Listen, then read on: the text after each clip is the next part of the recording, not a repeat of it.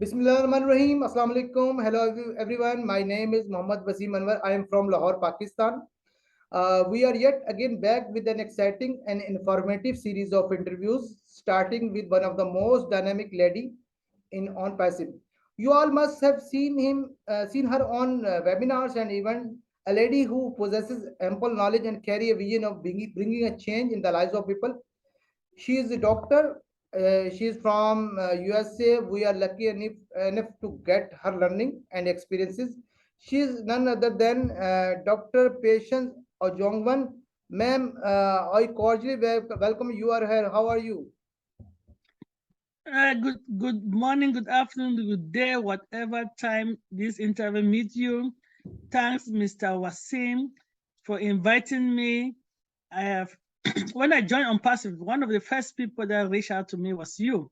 So I'm very elated, delighted, elongated, whatever adjective you want to use, to be with you today, to have some time for us to chat and know each other. Thank you. Thank you, ma'am. You gave me your precious time. I know you are too much busy. You are doctor and you have too much business. But you gave me your time. Recently, I have done interview with your husband, Dr. John. It was awesome experience with me. It was an awesome session. So I hope we'll do fun in this interview. The purpose of this interview, I want to know about guests rather than on passive, because of course we'll talk about on passive, but founders want to know who is the leader who is spreading knowledge without getting any salary, and with they are giving time from their precious time. So thank you very much. You are here. So let's start the session, ma'am. My first question always I ask to everyone. You currently you are living in United States.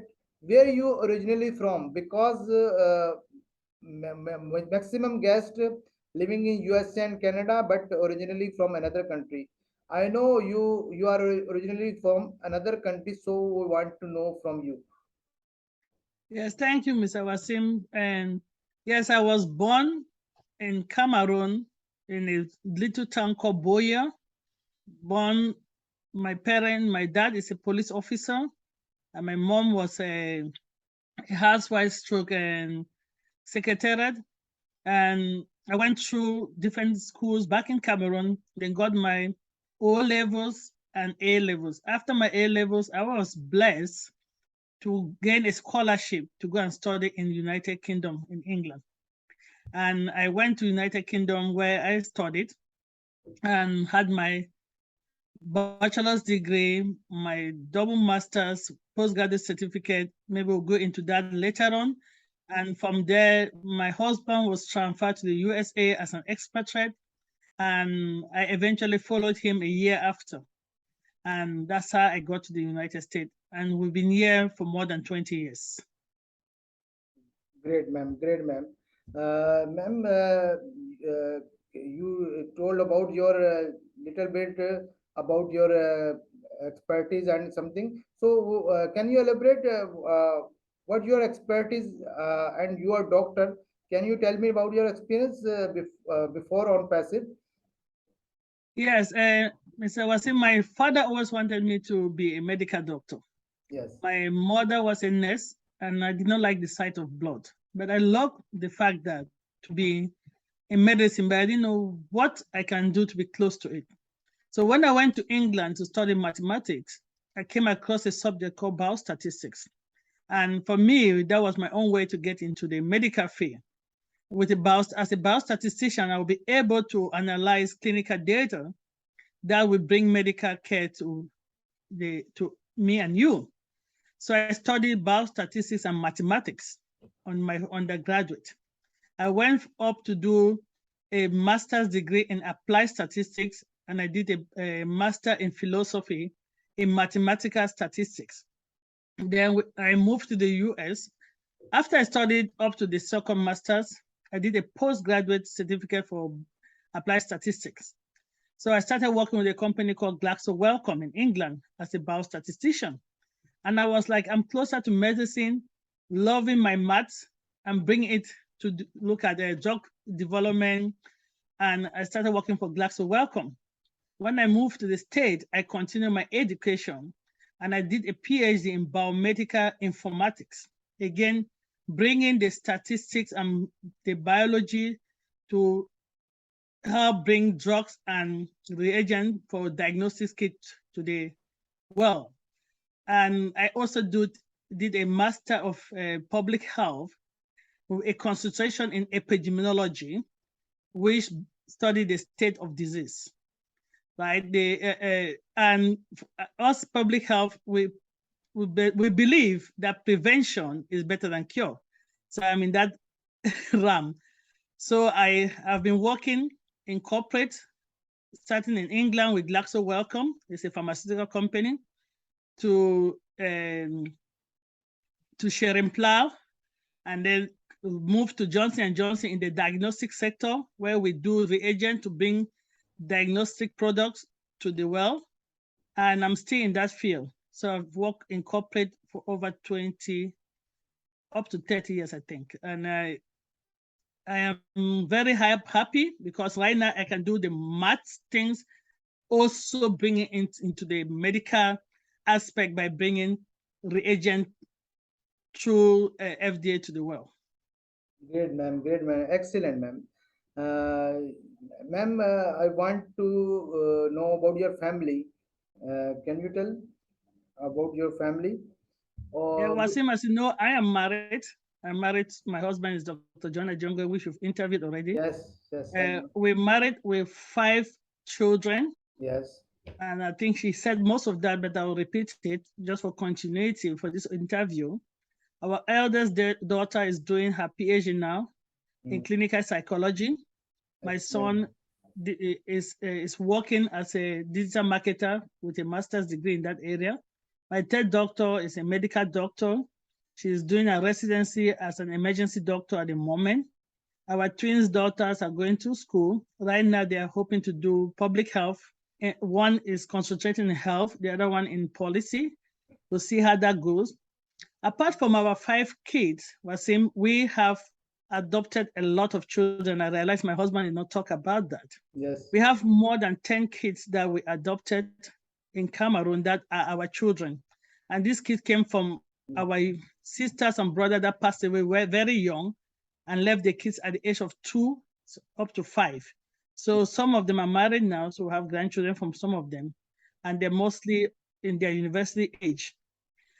So I consider myself as a mother of many. That's why it's very difficult for me to say I have only 5 kids, because those children, we are the only parents they have. So that is my family. We love sports. All my kids play sports. The youngest one plays volleyball. My oldest daughter plays soccer, called football in the rest of the world. My son plays soccer as well. My third daughter plays soccer. All first 3 of them played rugby at a very intense level. But my twins' daughter were the one that decided to do volleyball. Oh, so great. that is our life. We in sports. Wonderful, wonderful. Yes, wonderful, wonderful, ma'am. You brought up your kids in very good manner, a good way, and they are qualified. This is very good, and they are in not educated. They are in sports as well, so that's good. That's good. So and this you have a good heart. You have 10 adopted kids. So it shows your heart, uh, how you close to the on passive, because on passive is another name of humanity. So ma'am, one important question. We want to know about your love story with Dr. John, how you met with him. I thought you asked that question to Dr. John. You're not going to ask me Yes, again. Anyway, yes. as I said, Maybe some other line we'll hear.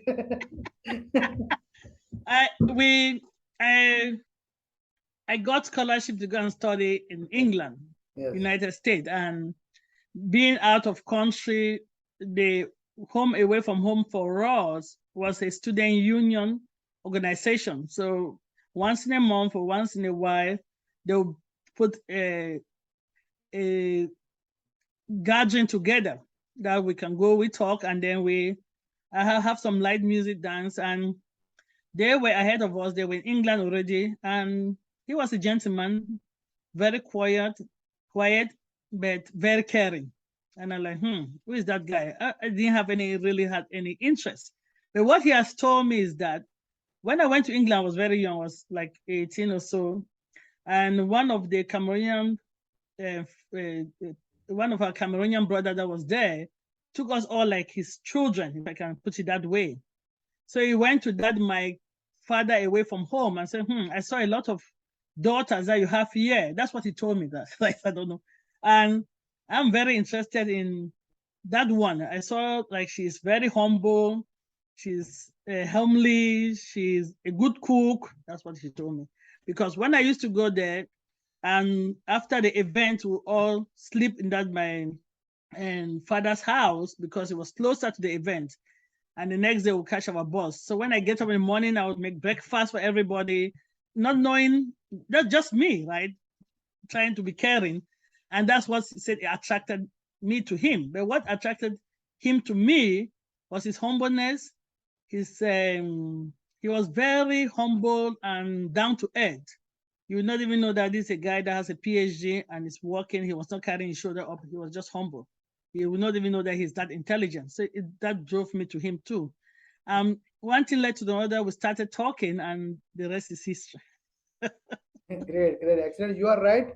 I have done an interview, as you told, with Dr. John. He's very humble and very down to earth. I really enjoyed the interview session with him, and he's very kind hearted, and that's great. That's great.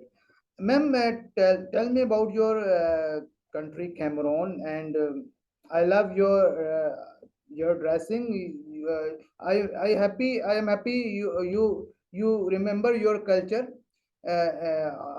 Although you are living in United States in another country, normally we wear the same dress according to country, but you are wearing your culture. So that's great. So tell me about your Cameroon. Oh my goodness, my country Cameroon, my sweet Cameroon, my Yes, sweet Bamenda. yes. This outfit is from the region from Cameroon that I come from. The capital of that region is called Bamenda, and we wear this to show that we are proud of who we are. Cameroon was a sweet country when I was growing up. We we you could walk in the night, you could go anywhere. It was so safe, it was so friendly. And when I left Cameroon, that was a vision I still have about Cameroon. And I'll tell you that Wasim, it took me a very long time to take another passport because I was like, I'm a Cameroonian. I love my country. I am going to go back there. I'm going to work there. That is my heart. That is where I want to be. But unfortunately, one thing led to another. Now there's instability. Our parents don't even want us to come to. But Cameroon is one of those countries that had a lot of food. That's why we always laugh that Cameroon will not have war because nobody goes hungry. They call it Africa in miniature because it has everything. Everything. Every type of food you find there, every type of weather you find there. A small country surrounded by Nigeria, Chad, but it was a very rich country in culture and everything. Unfortunately, right now there's some instability in Cameroon. We're hoping that God willing, it will change because my heart is still in Cameroon. I'm still looking forward to move there. My father refused to leave. He's still there. My mother is living here with me. And my father said, I can't leave my hometown. So I'm a proud Cameroonian. I would dress Cameroonian all the time. I really am proud of who I am. And I hope that the Almighty God will make me one day to go back. I take my children back in Cameroon and they really want to go back there. They were born out of Cameroon, but they love it. I take them there. I used to take them there every other year. And the last 5 years, we have not gone because of the insecurity right now. But they love it and they want to be part of it. I'm just hoping that the Almighty God will rescue us from whatever is going so we can all go back and go back to our sweet Bamenda and enjoy our family.